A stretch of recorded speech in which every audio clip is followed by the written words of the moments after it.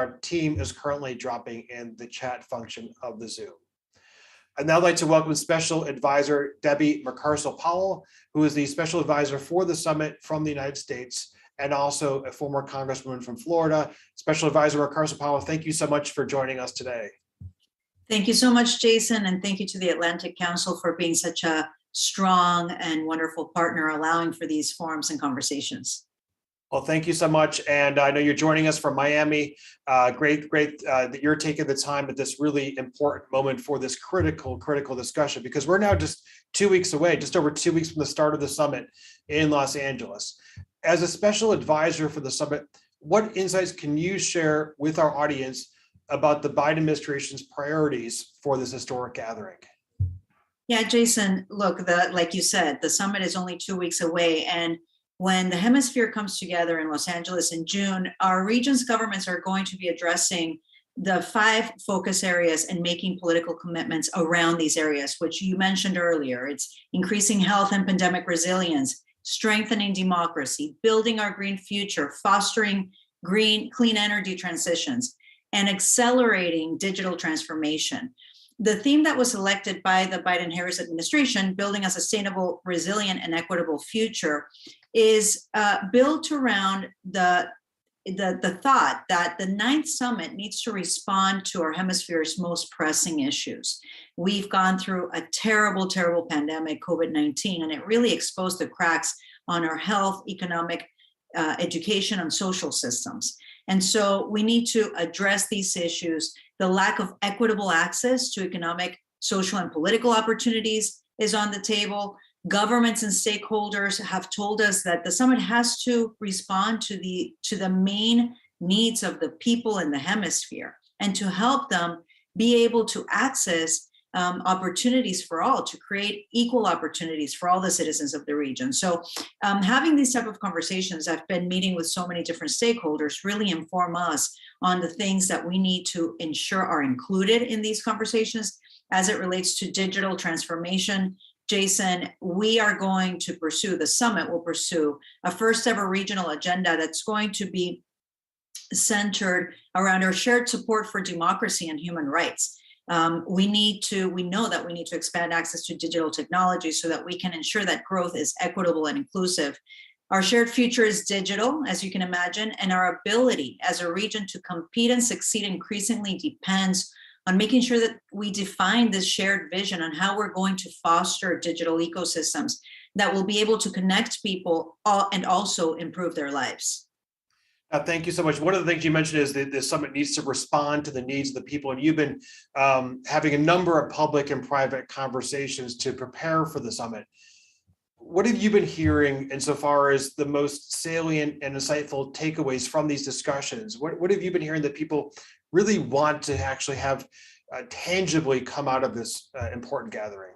Yeah, the overlying theme that I hear, whether it's from government leaders, members of civil society, the private sector, is really how do we recover after this pandemic hit our economy so hard? What do we need to do to provide economic opportunities? What type of lessons have we learned? But at the same time, what are the innovative ways that we can actually provide easier access to financing, support more than 165 million young Americans that are entering the labor force? What do we need to do to protect democratic institutions to allow this to happen? So the issue of digitalization is actually tied to all of that, right? We know that the potential to expand connectivity and internet access is really going to build that bridge, close that gap that we have to internet access. So a lot of people have been left behind, especially after the pandemic. What you mentioned earlier, about 30% of the population in this hemisphere had no access to the internet. So we need to address together the same issues that we have here in the United States. How are we going to provide online connectivity to rural communities, while at the same time protecting citizens' data? That's key. That's a key issue in order to protect privacy and data. How are we going to allow technologies to help promote economic and social inclusion without making the inequality worse? Over the past few years, governments really have worked to address the digital divide, increasing connectivity as 4G expands in nearly every country, and is creating conditions to attract growing venture capital flows to major hubs in the region. We are seeing that there's growth in e-commerce region-wide. We are also seeing growing entrepreneurial centers that are holding really these opportunities to serve as a great launching pad for startups and innovative businesses. But as you can imagine, we can't do this without really looking at how this could affect democracy and also security. The Western Hemisphere has to map out how we're going to be able to achieve these goals, but also how are we going to secure these networks? We need to make sure, governments all over the region need to make sure that 5G equipment and software are not going to introduce risks that can threaten national security. Citizens need to trust that using 5G networks are not going to threaten or compromise their dignity, human rights, financial security, or their privacy. So we have to really come together in the summit to lay out the standards for these new technologies that will allow for secure connections and also provide opportunities for everyone to be connected. Thank you. That's excellent. You know, this of course, you mentioned this event is of course focused on the future of digitalization in the Americas. You also just recently joined us for a live conversation over WhatsApp with 200 civil society leaders from Cuba, Venezuela, and Nicaragua, where you responded to audience questions through voice messages. And through this discussion, you also use digital tools to reach disconnected communities on the region. You just highlighted a few different digital priorities as part of the summit, but I'd like to ask you to further elaborate on why you see digital transformation so key to, as you said before, addressing the needs of the people across the hemisphere, and also what are some other innovative opportunities that the United States seeks to put forward at the summit specifically to address digitalization and digital inclusion? Yeah, Jason, you mentioned something that has been actually the most impactful forum or conversation that I've had the fortune of being involved in. And it was that conversation that you mentioned through WhatsApp. That was last week. And we had a conversation with over 250 Cubans and Venezuelans that were there in their home countries, where the only access to connecting with others outside of the island of Cuba or of the country of Venezuela was through this type of technology. So I have to say that was a really powerful reminder on how important it is to provide innovative ways to empower citizens in their countries to have access to different networks and different settings for them to be able to communicate outside of their region. Throughout the summit, we really have learned that these innovative technologies are going to be able to reach these diverse audiences. I can say that what they wanted the most was to be able to tell all of us through the summit process that they are asking for support in their fight for human rights. They're asking for advice on how they can actually fight the violation of their rights in their home countries. They are asking for ways where they can actually participate more directly, either in the political process or communicating with other countries through the summit process. So the WhatsApp conversation is just one example of the efforts that we've made to engage stakeholders from all over the region. I can tell you that as special advisor, I really look forward to working alongside partners from every single country in this region, whether they're government leaders, members of the private sector, or also civil society stakeholders, because they really need to understand the power of technology so that they can create a more powerful and a more prosperous society for their citizens and for their communities. I'm excited that you're having this, and I'm going to be really curious to hear what other ideas come about from this forum, particularly as we try to empower citizens to be connected so that they have opportunities to thrive. And just as a follow-up, you know, what you mentioned earlier, standards insofar as 5G as being something that you see as a priority to come out of the summit and alignment on those standards. Are there other areas within digitalization, digital inclusion? We were just talking just now about the WhatsApp chat with stakeholders from Venezuela, Cuba, Nicaragua, and the the idea of digitalization as being a real tool for empowerment of democracy. Are there other specific deliverables on the digital front that you're really hoping to achieve as part of the summit?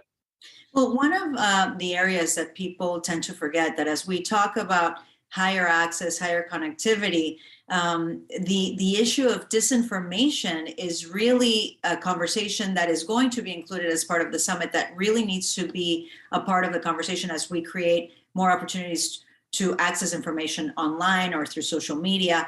The type of disinformation that we're seeing right now, and it's interesting, and I bring this up now because when I was having the WhatsApp conversation last week, I could immediately tell that there were a couple of people that had joined that conversation that were already starting to try and divide the conversation and try to sway what we were discussing, whether it was human rights or connectivity issues. They were already trying to divide the conversation on issues that are hot, that are divisive. So this is a real problem that we're having as we talk about protecting democratic institutions, protecting democratic governance. How do we together, whether it's government leaders, academia, journalists, the press, how do we work together to ensure that we are providing education for people that are going to start having access to the internet, to having access to 4G, 5G technologies, whatever that may be in their countries? How do we provide them with the tools so that they can immediately respond to any sort of disinformation that is targeted to them? Right. We know that this is not a threat not only to our democracy, but it's created a real issue of vaccine hesitancy. So this is all connected to the mission of ensuring that we're building a resilient hemisphere for whether we have another pandemic or whatever external forces may come about that would threaten our region. Well, thank you. Well, I want to shift to a personal note, because the summit will highlight the importance of the U.S. relationship with our partners in the region. Of course, you were born in Ecuador. You're a champion for Latinos in the United States, and you've also worked to ensure equal pay for Latino women in the country. You've also led the charge on legislation to provide direct aid to Venezuelan communities across the region. So on a personal note, how do you see the summit as an opportunity to extend solidarity across the Americas and also strengthen the inclusion of diaspora communities in the broader agenda for the region? Yeah, Jason, it's so interesting because what we discuss here domestically in the country as issues that are important to all of us, whether it's providing opportunities for those that are feeling left behind, whether it's empowering women in the political process, providing resources so that our young Americans can actually become empowered to participate in the labor market. Those are all the same issues that I hear from different stakeholders all over the hemisphere. And we forget that we're so interconnected and that there's so much talent and resources available to us here at home, but to the entire hemisphere by working together, that those are issues that we need to bring together in June in Los Angeles. I'm excited to see the incredible talent that the region is building as it pertains to entrepreneurship, innovative ways to connect their communities. We've seen young Americans that have been able to provide through grants from the Young Americans Business Forum that have been able to provide connectivity in their rural communities. So for me, it's an opportunity to bring the voices of our citizens together so that the heads of government, the people that are going to be participating, whether in government, understand that it is their responsibility to deliver, to show that democracy works for the citizens of the region, that they will be creating a more inclusive and equitable social and political network for their citizens, that together they can actually address the most challenging issues, which is the recovery after the COVID pandemic or the migration issues that we've seen, not just here in the US border, but also in countries like in Colombia and Peru and Brazil and Ecuador. So I am optimistic. I'm really, really excited because we are going to build the most inclusive summit that we've built to date. And I suspect that the deliverables are going to be ones that we really need to implement, that will bring our hemisphere where it needs to be so that we're protected for any other threats that may come, whether it's a public health threat or whether it's a security threat. I want to go back to what the deliverables and kind of what the follow-up, and I think that's important because in our last virtual event, Los Angeles Mayor Eric Garcetti joined us and to talk about how he saw for the city of Los Angeles as the host city, the follow-up from the summit over the course of the next year.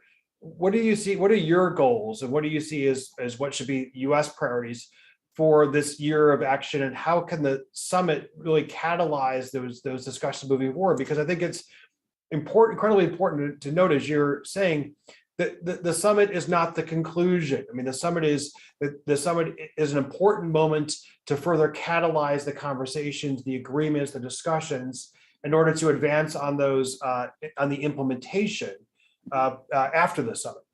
So how do you see that year of summit commitment implementation?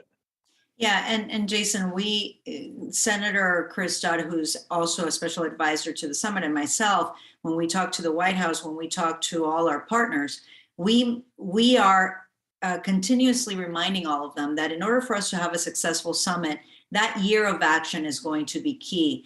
We need to ensure that we implement all those political commitments that come out of the summit. So there are going to be different areas. I can say that we are already in discussion of planning different meetings that are going to come after the summit, whether it's a meeting of different cities to see how they can be involved in the implementation process, whether it's a meeting of the private sector as they're trying to make further investments in either manufacturing, health resiliency in different areas of the region in South America and Central America, whether it's meeting with different heads of government to ensure that there are strong partnerships as it pertains to trade and financing and economic prosperity. That year is going to be key. For us to say that we've had a successful summit, it doesn't end June 10th. It's going to really be looking at what comes after the summit. And we're already in the planning process. Those discussions are already taking place. And I can assure you, and hopefully you'll be a part of that as well in the next year. Well, we're as we start off the conversation, thank you very much. I think it's very important to note the follow-on for the summit. And of course, happy for the Atlantic Council to be part of that follow-on as well. As we're looking at just over 2 weeks, there's a lot of questions about kind of what still is kind of has to be accomplished in the next couple of weeks. What do you see what are your top priorities to get from now to Los Angeles? Well, my main goal is inclusion of the voices of our diaspora community here domestically. And I can tell you that my heart always has a weak spot for the Young Americans Business Forum. So I've had several conversations with those groups. The priority for me is any type of input that I'm getting right now, and I'm getting a lot of it, you can imagine, from all areas. I want to look at ways that we can include those voices in the summit, even though it's going to be more difficult for people to participate in person. There are going to be different ways that people can actually participate online. I am trying to figure out ways, and since we're talking about digitalization and connectivity, in ways that we can actually hear those voices live during some of these sessions that week of June 10th, and ensuring that the center of the summit always remains the focus, protecting democracy and democratic governance. We're not going to be able to achieve these goals if we don't have trust in our institutions, if we don't have stability, if we don't have safety. The issue of security also is one that needs to be addressed. So it's inclusion and protecting the core principle of the summit, democracy and democratic governance. Well, I want to thank you so much, Special Advisor Mercarso-Paulo, for joining today's conversation. Wish you all the best in the next couple of weeks as we head toward Los Angeles, and look forward to continuing to follow your work as we're leading up there. And as you mentioned as well, the work that comes out of the summit and the implementation of the many summit commitments.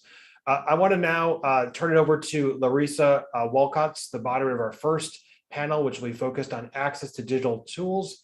Larissa is a senior fellow at the Brazilian Center for International Relations, one of our institutional partners, as well as a partner at VIA and former advisor on China to the Minister of Agriculture of Brazil. Larissa, over to you. Thank you, Jason. We're very glad to be here. Thank you for having me as a moderator for this panel. We will be talking about access to digital infrastructure and tools. And I'm speaking to you from Brasília, the capital of Brazil. I'm very honored to have as speakers in our panel, Dr. Kazan Troop, Chief Education Officer at the Jamaican Ministry of Education and Youth, together with Mrs. Giuseppina Corelli, Director of Political Relations at Millicom. So those will be the two speakers that in our panel this afternoon, and I would like to welcome them in joining us in this panel today. Thank you so much. Thank you. It is a pleasure. Thank you to you both. So I'll start with you, Dr. Kazan. So the COVID-19 pandemic hastened a digital transition across the world as education, commerce, and the healthcare providers had to move online. The Jamaican Ministry of Education championed initiatives to ensure equitable access to online tools, such as the Own Your Own Device program.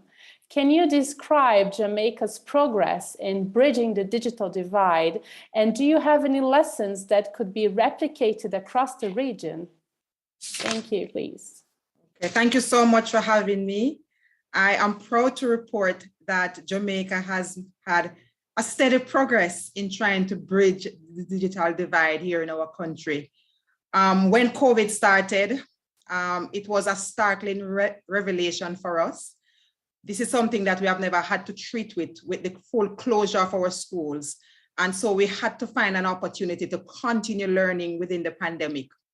What we did here in Jamaica is to survey our system quickly. And we found out that within our system, we had approximately 18,000 devices that included laptops, desktops, and tablets in our school system. And we recognized that students who were sent home needed access to these devices. So we had to quickly change our policy guidelines here in Jamaica. And we instructed our principals and board chairmen to make these devices quickly available to our students. Then, of course, in Jamaica, we have what we call our social protection program, our pathway program for students who are on the program of advancement through health and education. Those are students who are needy. And so we had to prioritize those students as well.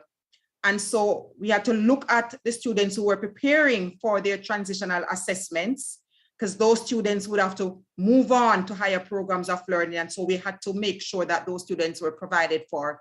So what we did quickly was to procure tablets for those students in our grades 4 to 6. We procured 40,000 tablets for those students. And then we moved into another quick procurement to provide 15,000 laptops to the older students. Those are students in grades 10, 11, 12, and 13. Those are again at the higher end of our secondary level. So that's what we had to do in Jamaica. And then of course, through the initiative of our minister, we rolled out our Own Your Own Device and 1 laptop per child program, where we called upon our private sector, our members in the diaspora to assist by providing resources so we could provide devices to our students. And of course, we also expanded through our Own Your Own Device program, another access to 36,000 devices for families who are not on our social protection established program, but who were in need. And so we also used that facility to provide another access to students. So we, in essence, we have provided to date approximately 195,000 devices into the system to ensure that our students could access learning. And beyond that, we had to provide access to the internet, which was another challenge here in Jamaica. When we closed schools, we recognized that we had approximately 24% of our schools that never had access to the internet. So we had to go into rapid procurement again to procure those services centrally, so those schools could be provided with the internet access, and also went into a partnership with our internet service provider to provide reverse billing. So those students who had devices but never had funding to access the internet could access the internet, and we paid for that centrally for students and teachers. So that's the kind of progress that we have been making here in Jamaica. Some of the lessons learned, we really realize that equity has to be paramount.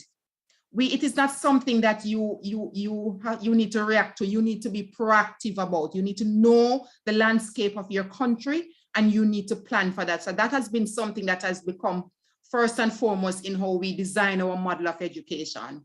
We also learned that there are successful practices. So learning communities are very important. Sharing with your neighbors what is happening in your country, what they're doing. We can learn from them so we don't need to reinvent the wheel. And most importantly, your budget for education must be aligned and reallocated. You must have some flexibility, but must be aligned to the equity thrust, which is greatly important if we're going to bridge the digital divide and if we're going to improve the social and economic realities of all our children and families. Excellent, Dr. Kazan. Very impressive numbers. And I also like the idea that you're able to engage with the diaspora. That's very interesting. Make people accountable to help change their country as well, even if they're not there. That's excellent. Yeah. So as a follow-up question, I would like your view on how has the wave of digitalization impacted human capital development in the region, and what opportunities can greater online connectivity provide for future generations? Please, Dr. Kazan. Well, from my experience here in Jamaica, we have seen tremendous impact with our human capital development with respect to improved capabilities of our teachers. We have seen over 25,000 teachers here in Jamaica. And what we witness here is the passion and interest in growing as an individual, as a professional. So our teachers were willing to put themselves out there to unlearn and to learn and to relearn. So we have seen massive improvement in capabilities of our teachers in offering or delivering digitalized education, distance education, whatever you want to call it. But that is something that we are proud of here in Jamaica because of the passion that we saw from our teachers, the willingness, and of course, the partnership that we got from international donors and our private partners to support us in building out the capacities locally to facilitate that kind of trading. So we had to put the platforms in place. We had to partner with our international partners to provide trainers from overseas for us. So in terms of the capabilities, we have seen tremendous improvement in human capital. And as I've said earlier, in terms of access to resources, that has been a tremendous improvement that we have seen, because part of human capital development is not just the training, but the resources that we have provided. And since then, we have progressed into moving away from just providing tablets for teachers, but in terms of providing laptops for teachers. So throughout the pandemic, as we transitioned, we have provided approximately 9,000 laptops assigned to teachers, and we are progressing into this year, providing another 8,000. Our goal is to provide laptops for all teachers.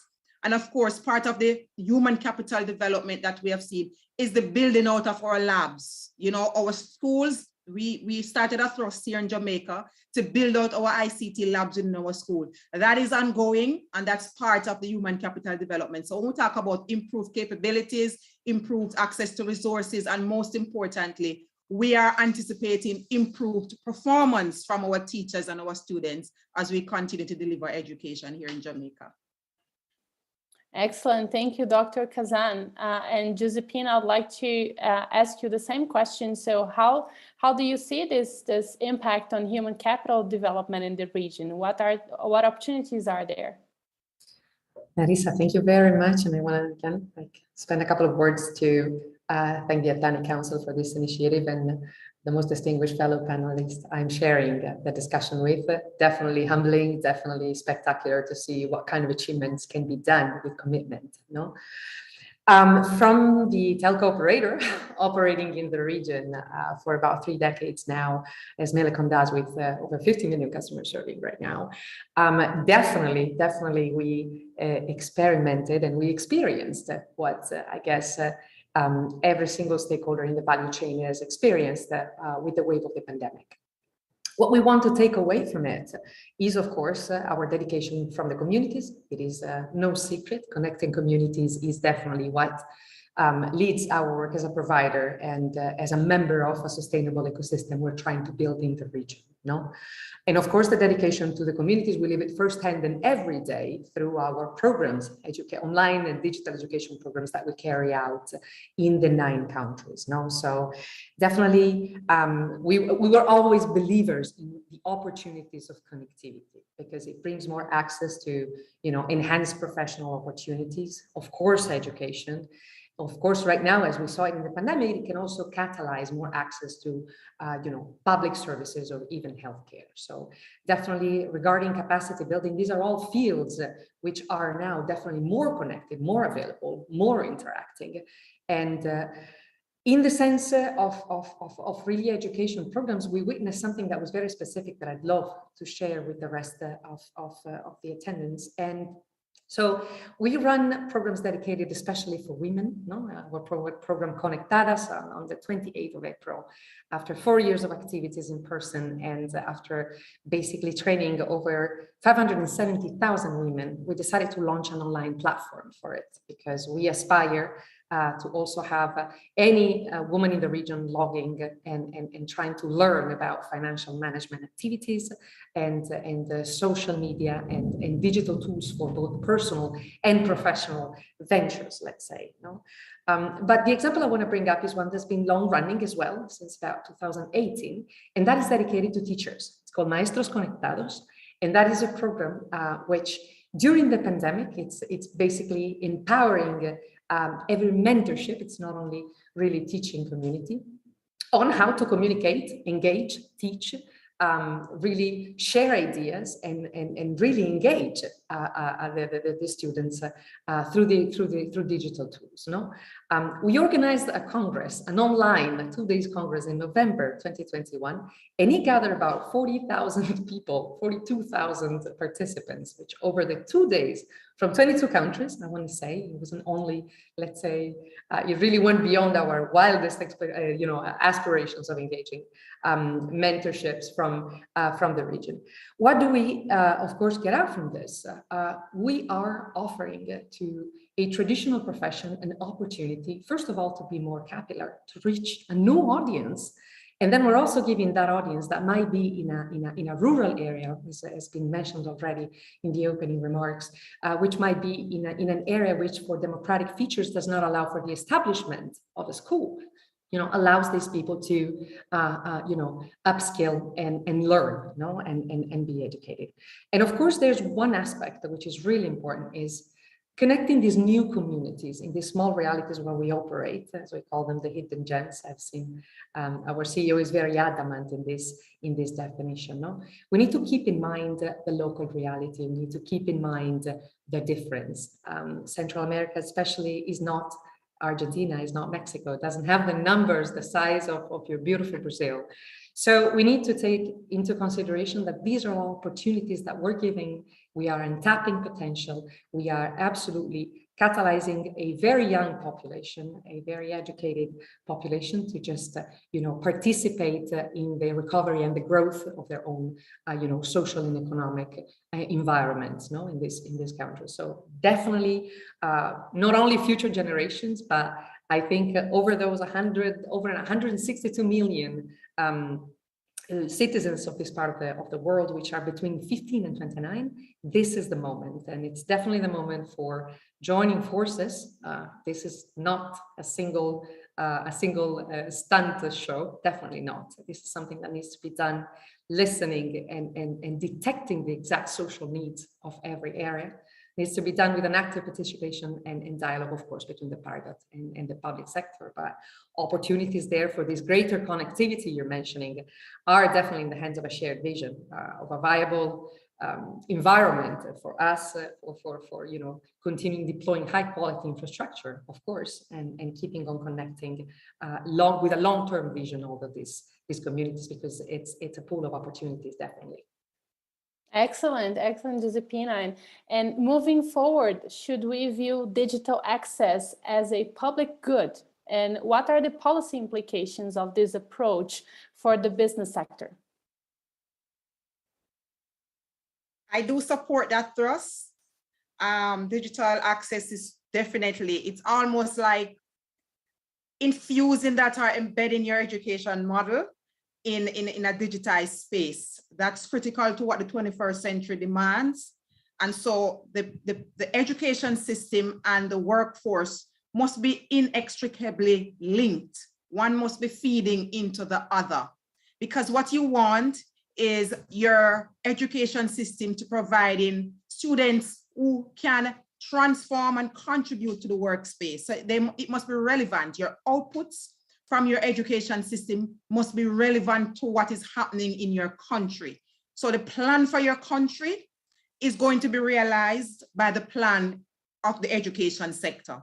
So the digital services, the digitalization of the system is absolutely critical, because you want to get students who are ready for that kind of transformation. So there needs to be constant communication, therefore, between the public sector, the working environment, and the education system. What is it that the workforce demands? And how do we feed that back into the design of our curriculum? So that's the kind of connection I'm talking about. So one cannot work without the other. And also for our work world, the working space to contribute to the development of the learning environment. So we want to make sure that what the students are exposed to in the learning environment is similar to what they will be working in.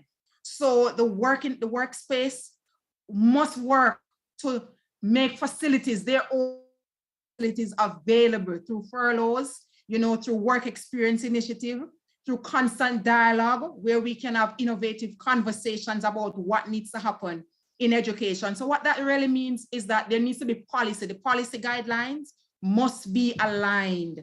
What the country is working towards must be what the education system is working towards. That is what is going to take to have that kind of synergy and the natural fit towards a social and economic transformation that you desire in your country. So that's very, very important for me. And therefore it means that should be the thrust. Every education system must work towards digitizing their human and resource management system, digitizing their educational management system, so you can have constant communication, you can track progress, you can be informed on the go as to what is it that your system needs, what is it that the workplace needs, and how can you be agile and flexible to make that change so that your students can be relevant and can be innovative and contribute to that transformation. It's very, very important. Thank you, Dr. Kazan. Giuseppina, would you like to comment on the relation with the business sector? From the business sector, I have to do the work behind the scenes, no? So we do appreciate the results, and we certainly are all connected and all aware all of this is happening, because of that jump in digitalization. Networks got loaded 40% more overnight. We need to remember this at a global level, so it's been an effort for everybody. But from the standpoint of a telco operator, I want to bring up 2 points which are relevant, I think, and I'm up definitely for discussion in that sense. But definitely investment is key in our sector. And in the telco segment, I think it's the only one among major infrastructure. The operator cares about 80% of this weight. I just want to say that, if we think about an access, the access as public good, and it's lovely that I have the opportunity of Dr. Kazan here. I don't think a Ministry of Education could do it alone. As much as a telco operator, without the policy guidance, without, of course, government dialogue, of course, the adequate policy and regulatory framework could not do it. So it is important in that sense that for us in this moment, for I guess all the operators in the field, it is definitely fundamental that we are all together fostering an environment for investment, for upgrades, for updates, for new and innovative solutions for different areas, so to enhance connectivity and for it to be available in that sense to the public and broader and everyday wider and so diverse audience. So of course through that there's a number of issues that we discuss. Would we want to see a more harmonized spectrum pricing, the duration of licensing? How do we use the universal service fund? Do we bring it back to the sector and do we use it directly? So it's definitely a conversation, fiscal policy. There's a number of things that definitely involve a series of stakeholders, but that, in the future will need to be shared and will need to allow for the deployment of the best infrastructure, for the tailor-made infrastructure, and not just something that it's unmovable or that just simply will not be able to provide the access and the connectivity to these groups, which change, grow, and have different demands by the minute, literally. So, and I want to remind, when this conversation started, which I guess one of the very first documents about it was the Council of Human Rights of the United Nations. It was 2011 when this was discussed. And in the report that was actually presented in May, the conversation was, this needs to be a process for the public good, but it needs to be agreed and led and steered by both private and public sectors. This is something that definitely we need to work on together. And of course, needs to have that reality check of the need for tailor-made infrastructure and for capillarity, and that is definitely something that is an effort that as operators carry out. But we need, of course, certain assurances and be free to invest in that sense and promote that environment. For just a shared one for everybody to chip into this effort. Excellent. It's always important to have this public-private sector alignment, right? And as we head to the end of this very vibrant female panel, which I'm very honored to moderate, I will give you, unfortunately, only 30 seconds each because we're running late, but I would like both of you to comment on what you would like to see leaders make, what kind of commitments should the leaders make at the summit to advance equitable access to digital tools. So 30 seconds to each of you. Dr. Kazan, please. Well, of course, partnerships are very, very important. So we need leaders in the sector to identify partners, persons who are willing to commit to the thrust of equity. That must be paramount as we go forward for this conference coming up. And therefore, in identifying resources and pulling those together so countries can benefit, that is very, very important. That has to be paramount because there's no one pillar that can make this happen. It has to be a partnership. So partnership is very, very important. And just a commitment to social and economic development and improvement of people, not just a profit-driven market for the private sector, but also the social and economic development of a people, which makes it possible for you to find people who can work, who can grow your economy, who can grow your workspace and make your targets a reality. So that's the kind of vision we want everybody to have as we kind of harness and harmonize the resources available elsewhere into one space, especially with an eye for equity. Excellent. Partnerships are key. Giuseppina. A lot has been said, definitely, that I absolutely agree with. I will go with diversity. In the case, especially, I want to mention Central America. Again, different realities which need a tailor-made approach, which have so much potential and definitely receptive in terms of technology and innovation in that sense. And in a situation in which there is so much importance which has been put to youth, to migration, to several issues that right now could find definitely a growth solution. Commitment to implement, that is definitely something I would highlight, which Special Advisor Mucarsel, I think, put it excellently. Definitely in the next year or so, it would be, fantastic to see also this partnership discuss how to act and definitely full participation and to-do list where we all participate and we all deliver. It has to be a public and shared commitment, and that's definitely something I would like to foresee between the accomplishments that I'm sure will be many.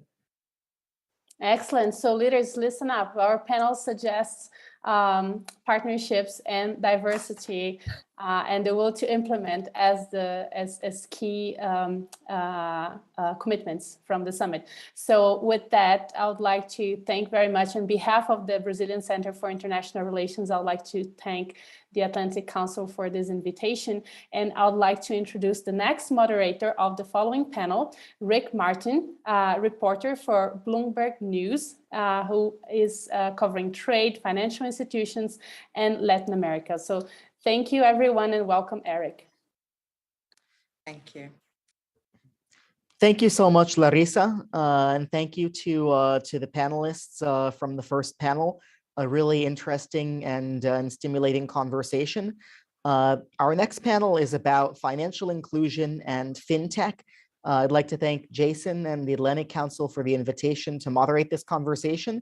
And we have two expert panelists to help us unpack these topics.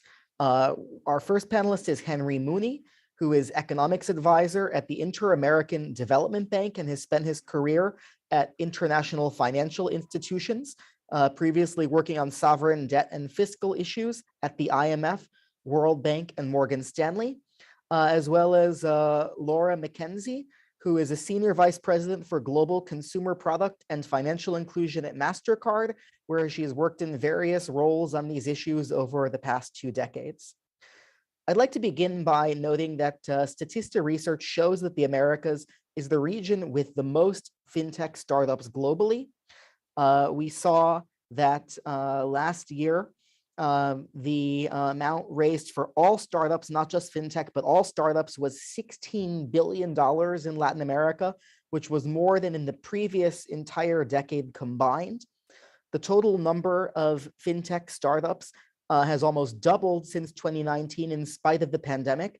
So Henry, I'd like to come to you first and ask you, what do you believe are the major factors that are contributing to this growth, and how can we continue, how can the region continue to maintain this momentum? Thank you, Eric. I appreciate the introduction, and thanks for having me this afternoon. So I think it's a very interesting question, and I think the first thing that comes to mind is the concept of necessity being the mother of invention, right? I think a quick fact for those who may not realize this, Latin America is still extremely underbanked, right? Only about 55% of adults in Latin America currently have a bank account with a formal financial institution. So almost half of the population is currently unbanked, meaning they have no savings accounts with a bank. They have no access to credit through a formal financial institution. Or any of the other financial products that would make businesses or households able to save and undertake the kinds of purchases that allow them to build wealth. So I think that underscores one of the key issues that has driven this proliferation and rapid acceleration in the region.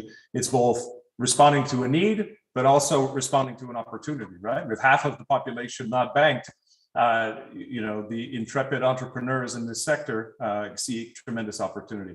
So I think that this is these are two faces of the same coin: the necessity and the opportunity. And I think to your second question, what do we need to do? What do countries need to do in order to continue promoting this kind of progress, this kind of investment? I think the opportunity remains there, but I think soon that industry is going to run up against some challenges that have to do with the lack of connectivity, right? So I think one of the areas that our institution has focused on quite clearly and quite closely has been digital infrastructure and the ability of citizens and businesses to connect, to be online, to be able to do transactions, to be able to undertake business through what we all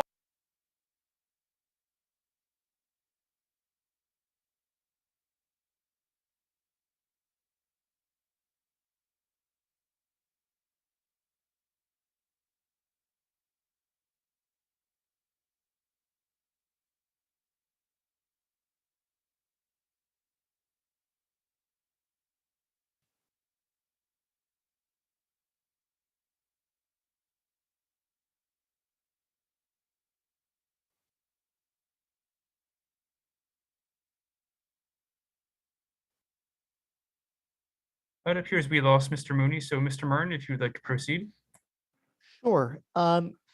Laura, so we heard there before Henry was disconnected, some points made about half of Latin America currently being unbanked, necessity and opportunity, and some of the challenges related to lack of connectivity. How do you see, and can you tell us a little bit about your vision from MasterCard as to how to maintain this momentum in fintech at a time when they have some of these, when the region faces some of these challenges that Henry just mentioned? Yeah, absolutely. And I will also take a moment, Eric, and Henry in his absence when he joined us back again, to say thank you so much. I, on behalf of myself and MasterCard, obviously very honored to be here and amongst such a wonderful group of co-panelists and moderators for this very, very important summit.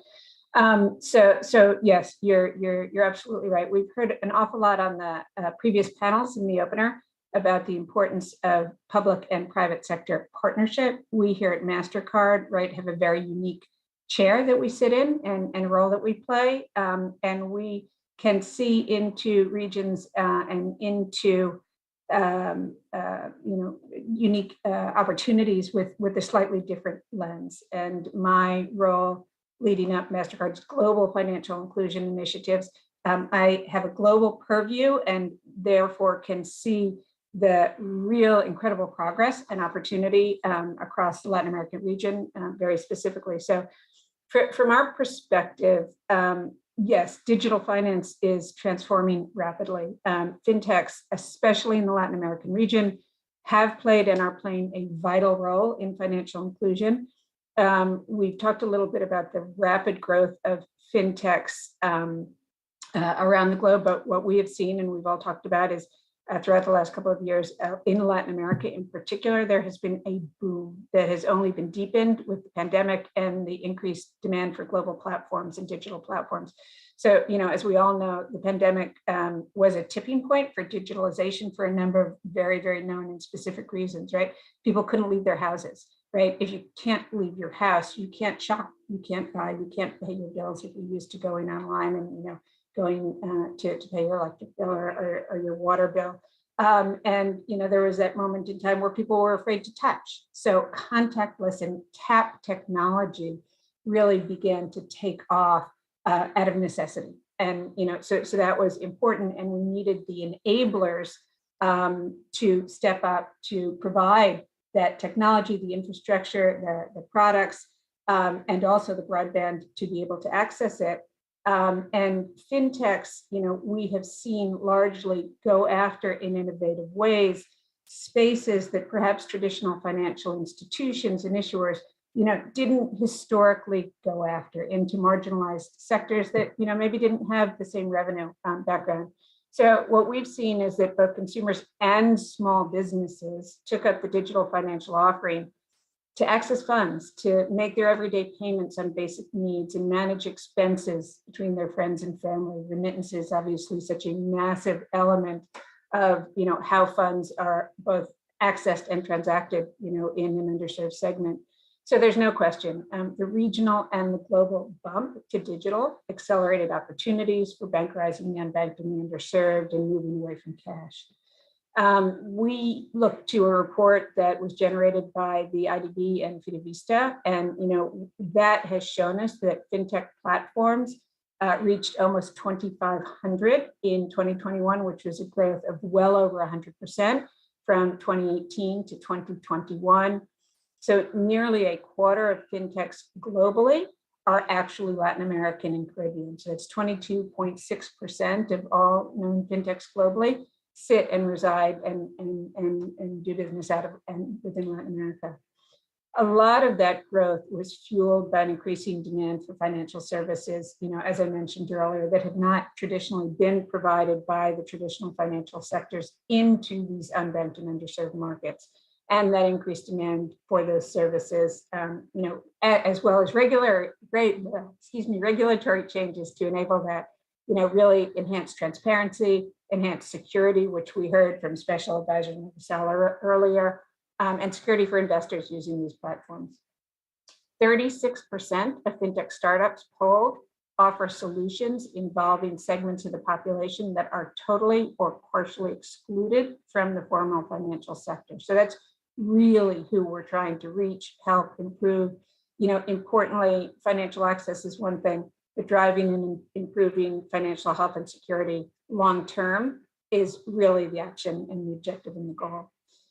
Our fintech portfolio in the region has seen exponential growth over the last few years as we work with those companies to not only bring them in as partners into the MasterCard network, but together achieving scale. So, you know, the name of the game, I think, for all of us, especially in the financial sector, is how do we reach as many people as we can with as many services as we can to help improve their access, their ability to transact, their migration away from cash. So the results of that same poll I mentioned earlier show that an increase in the average of fintech initiatives where a woman, and this is important as another pillar of what we're trying to accomplish, but where a woman is a founder or a co-founder. Since the last report came out, the average of fintech firms with a woman as a founder or co-founder in the region rose from 35% in 2018 to 40% in 2020. So that's significant. So how do we all collectively not only design products and services to reach female entrepreneurs and women, to create gender parity and gender equality, but who do we need to partner with to do so? So we partner often with USAID, the U.S. Agency for International Development.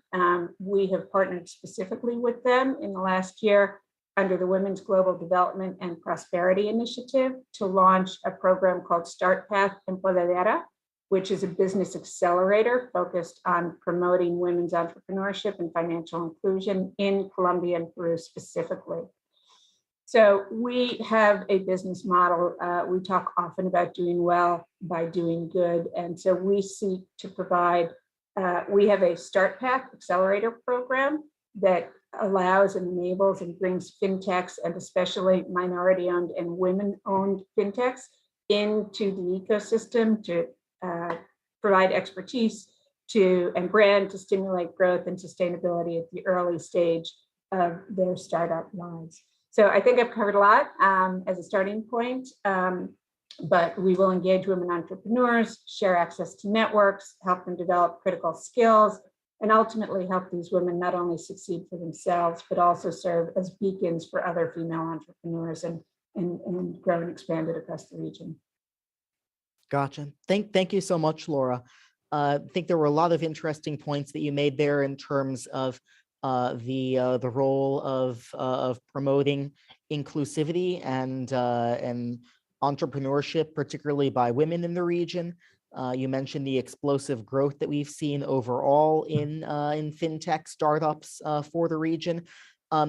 Henry, I wanted to come back to you if you're reconnected with us and ask about how these initiatives can play a role in terms of fighting poverty in the region. Laura mentions the importance of remittances.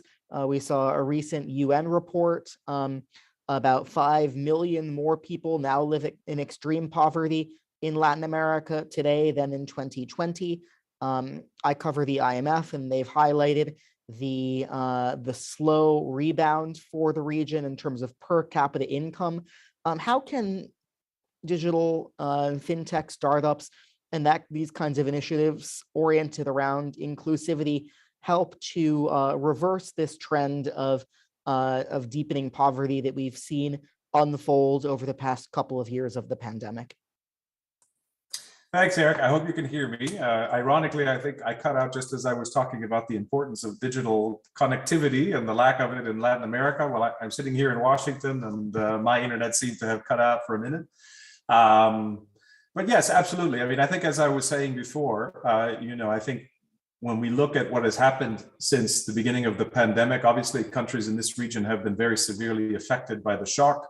These are countries that are generally very dependent on external demand from advanced economies like the United States and elsewhere, manufacturing and services. Also, the price shocks have had tremendous impacts on lives and livelihoods. So I think when we're looking for sort of ways out of the crisis, but also looking forward to developing faster towards the future, I think, as I was saying before, fintech and digital telecommunication, digital connectivity, these are what we at the Inter-American Development Bank and our development partners across the world see as some of the clearest and most significant avenues forward, right? I think, to the point made before, anyone who had any doubts about the importance of being able to connect for the purpose of providing services, for financial transactions, for being able to do any kind of work, I think if you had any doubts, pre-crisis about how important that is, I'm sure you have realized that this is really the way things are going, and it's going much faster. I think from the financial technology perspective, as I was saying before, and I hope I made the point before I cut off, Latin America and the Caribbean in particular are unbanked. About half of the population does not have savings or access to other financial services. When you think about it, and I'm an economist, when you think about it from a development perspective, one of the key engines of growth in advanced economies that have been successful has been entrepreneurship, has been investment in sectors that are productive, has been that ability to tap financial markets in order to drive innovation and drive growth and productivity. So I think clearly when you have an economy where half of the population in one way or another, plus or minus, doesn't have access to finance, and certainly doesn't have access to some of these higher, more sophisticated tools for savings and investment, this is a clear break on development and on growth. And this is an area where we think not only progress towards, greater financial access, greater financial inclusion, but also greater digital technology and connectivity are going to be very, very important for the future.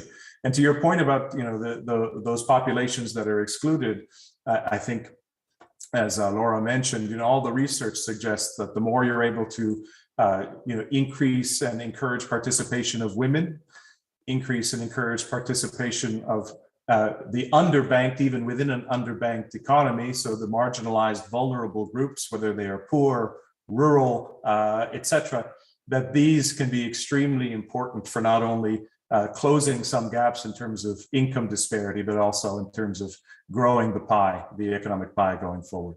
So I think that these are all related issues. And as I mentioned before, a lot of the research we have done at the IDB has focused on the region and the infrastructure gaps that exist. And we have put out research recently that shows, for relatively modest amounts of investment that has to come from both the public sector and the private sector, but for relatively modest amounts of investment, you can reap huge benefits in terms of multipliers, in terms of faster productivity, employment, and GDP growth, if you can close some of these digital infrastructure gaps that exist between countries in Latin America and the Caribbean, and, for example, advanced economies of the OECD. In the research that we put out recently, we show that you could have over the medium term double-digit improvements in GDP and productivity, and multipliers of as much as 60% in terms of cost versus benefit. So I think that those are the areas that we would focus on and that I think are most important going forward. Thank you, Henry. We've seen our time just fly by this afternoon, so I need to ask to bring things to a close, but I wanted to ask both of you in 30 seconds or less, if you could talk about what kind of commitments you would like to see leaders make at the summit to advance financial inclusion across the Americas. Laura, if we can begin with you. Yeah, absolutely. Thank you. And it has gone very quickly. So we at MasterCard have been on this journey for a decade. We ourselves have made long-term commitments, starting with commitment we made to the World Bank in 2015 to bring 500 million unbanked people into the world's digital economy. When we met that goal in 2020, we looked ahead, saw the continued and changing nature of the issue, and doubled down and increased our commitment to reach 1 billion people and bring them into the digital economy by 2025. And to that commitment, we also added additional commitments to reach 50 million micro and small businesses, and within that, 25 million women entrepreneurs. So our vision as a company is to power economies, empower people, use our talent and technology to build sustainable economy where everybody prospers. But as we move forward, I trust that everybody at the summit realizes that everybody has a role to play. None of us do this on our own, and that has come off, and I think in a number of the conversations. But governments, the private sector, the nonprofit community, the development community, each player brings different attributes and capabilities to the table. It's the time for collaboration. It's the time for partnerships. As sustainable inclusion models continue to demonstrate scalable and successful results, we really look to everybody, not only here today, but in Los Angeles in 2 weeks' time, to add us to the conversation and realize that different non-traditional players in the space that you may not historically have thought of have a role to play and are doing interesting and innovative things. You know, I spent as much time and have learned more in the last X number of years about coffee and cocoa farming and cherries and what to do when we've started down the path of digitalization of supply chains out to smallholder farmers to drive agriculture sustainability.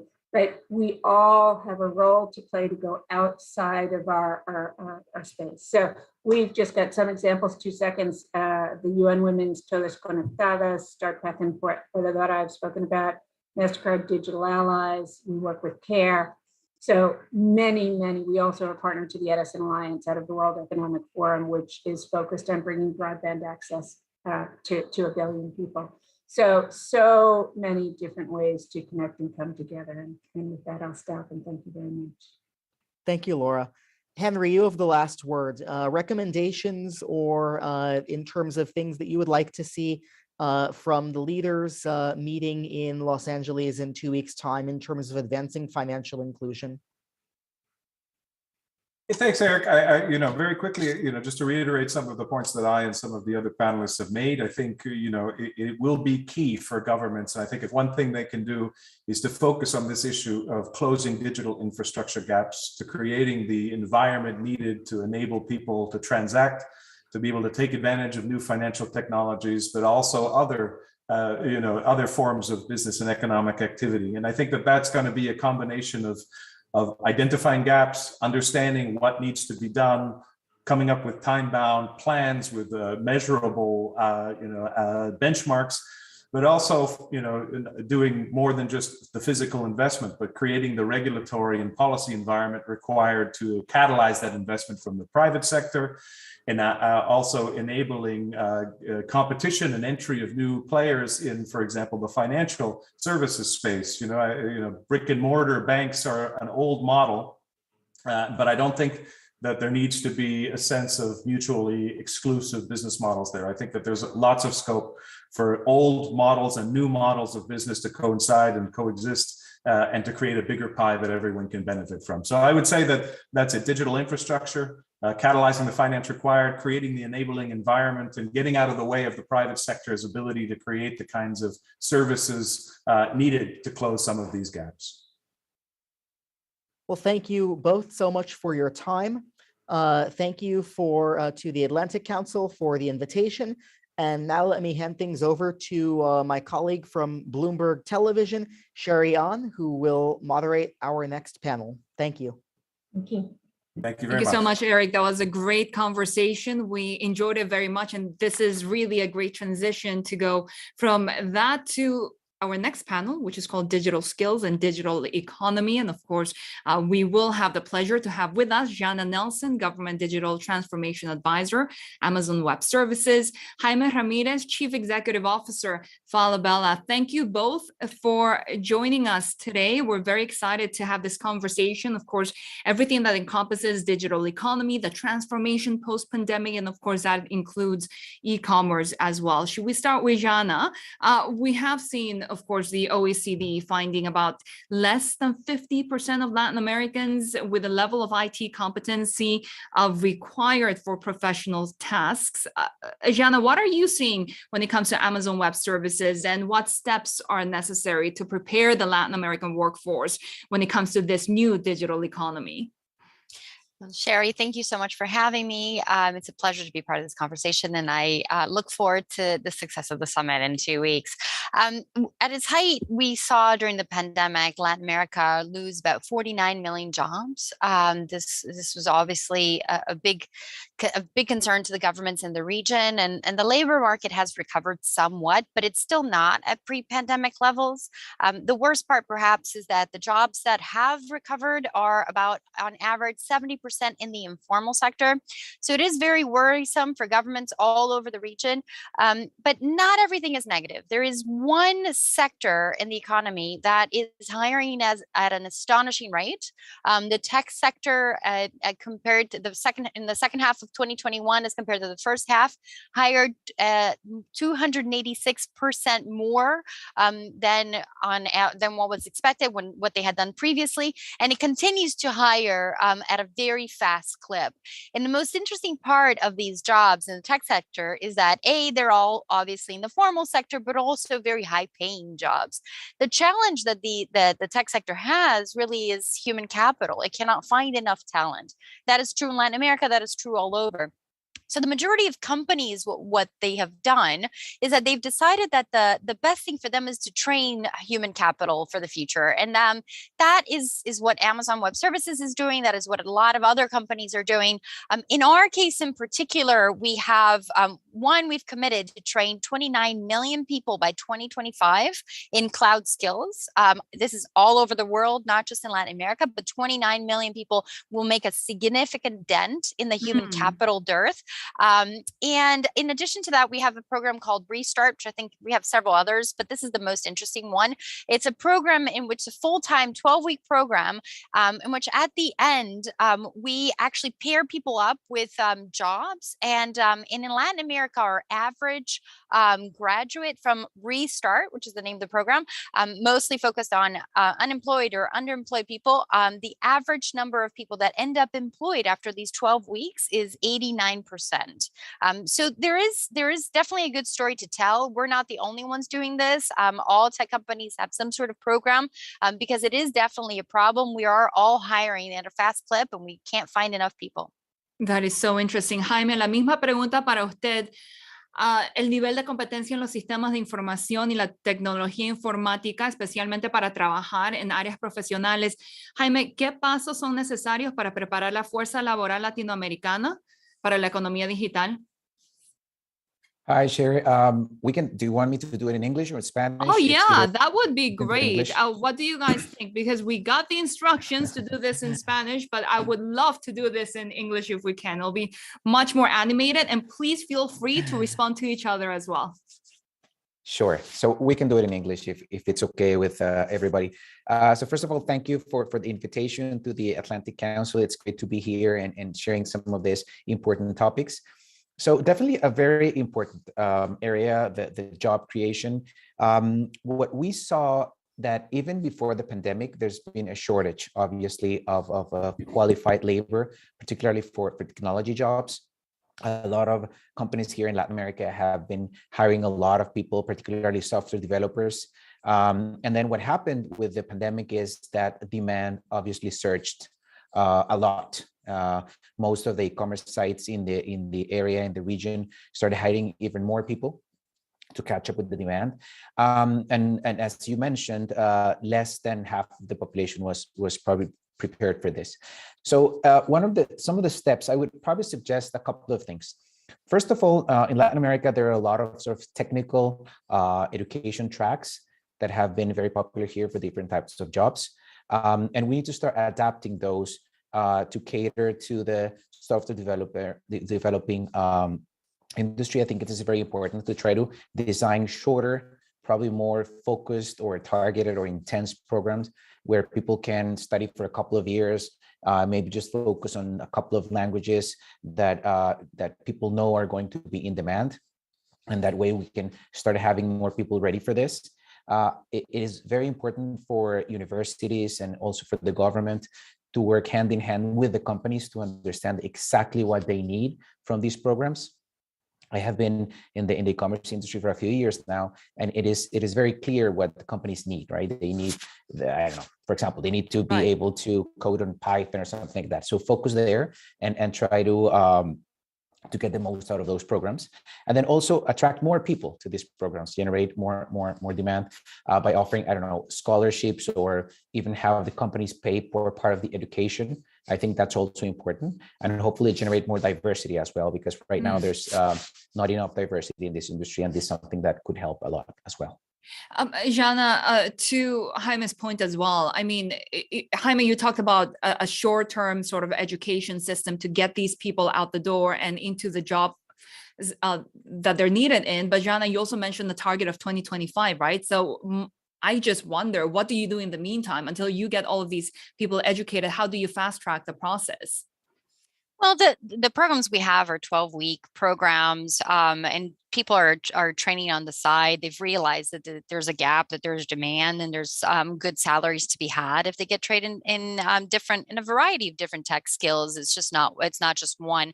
And so I think people are doing it on their own. There's, they're trying to the best of their abilities, improve their economic situation. So we're not going to wait until 2025 to reach that 29 million. I mean, we're working towards it already. Okay. And I mentioned Restart, but there's a ton of different other programs, and all companies are working on this at the same time. So, Jaime, when it comes to Falabella, for example, Amazon Web Services just described how much they're investing in this because it's important. What are you doing in terms of getting, the money where your mouth is, basically? Well, we have a couple of programs. There's actually one program called Impulsa STEM, which, as its name says, is trying to generate particularly more women coming into STEM programs, because in Latin America, it's actually really low. So some statistics show that less than 20% of people going into software development are women in Latin America, and that's something we want to change. So we're pushing hard there. We created a mentors program for them to start not only bringing in more women into their programs, but also help them change the program and adapt it to whatever it's needed in the future. So that's one of them. And then there's one called Escuela Digital, which is digital school, which also is aimed at trying to bring more tools, or particularly digital tools, to people. So these are two programs that we're currently working on to try to increase the number of people in these areas. And Jana, of course, we have seen a substantial change in the landscape of Latin America. So perhaps we are seeing more penetration, not internet, but also mobile as well. At the same time, Jana, what should the private sector do in partnership with the government in order to really, as Jaime mentioned, not only have gender diversity and inclusivity, but really the rural access as well? Yeah, so you're referencing connectivity, I think, and connectivity is a problem all over. I would say it's a challenge even in the United States, right? But I think that is one thing that we're going to see be disrupted in the next 5 to 10 years. We just heard the Brazilian government this weekend say that they are looking very seriously at offering a very ambitious plan to offer satellite internet to rural regions in the Amazon. So connectivity will hopefully be solved, but it's ultimately a bump in the road. It's not a blocker to digital transformation, and to allowing economies and governments to get into the digital economy. One of the things that I think is most interesting, that has increases the productivity of governments, of the economy, decreases costs as well, is the digital transformation of governments. And for those who have lived in Latin America, such as myself, we've all gone through the experience of waking up really early in the morning, getting into a very long line to try to get a government ID or some sort of migration document. Yes. I mean, we've all been there.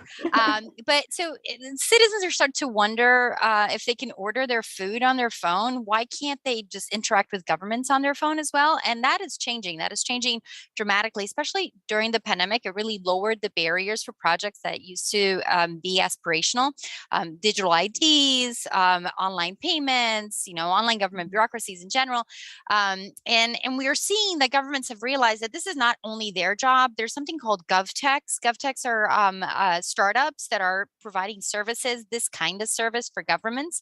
And they're partnering with GovTechs all over. This is very much, not just government doing it, carrying it all in the back. back. And right now, I think more than ever, especially as Jason has said, this is the start of something, not the end of something. I agree with him. Now, right now it's the moment in time to put government in a startup mode and see a more agile government. We see this in Brazil. In Brazil, almost all government services you can access on your phone or on your computer. Right.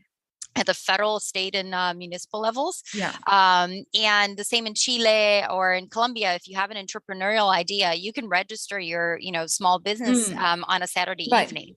So it definitely increases productivity and decreases cost for governments. I'm Bolivian, so we are still a little bit far off when it comes to those advances in technology. But Jaime, when it comes to Falabella, what have you seen in terms of your business penetration in different parts of the rural areas? And what are you doing to increase access?